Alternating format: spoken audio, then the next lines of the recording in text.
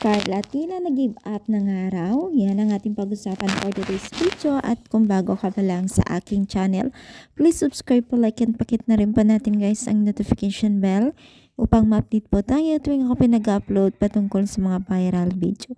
So for today's video nga po ay ating pag-usapan ang isa sa mga pinakasikat po na beneficiaries po ng Team Kalingap na walang iba kundi itong si Carla.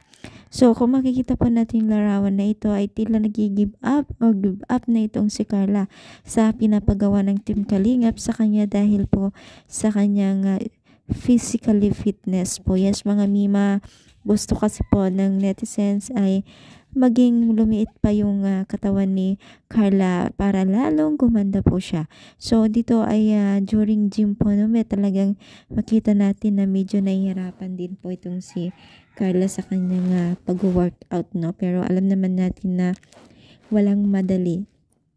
Alam naman natin na lahat ng bagay na ating inaasam-asam ay kailangan muna natin pagdaanan o patrabahuan, no? Pagtrabahuin.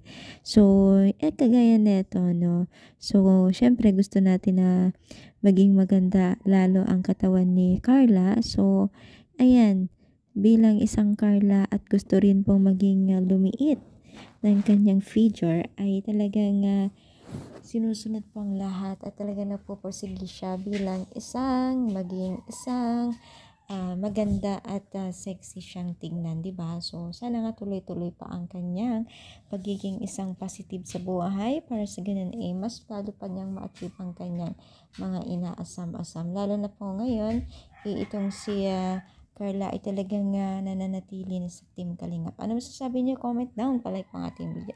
Thank you and God bless all.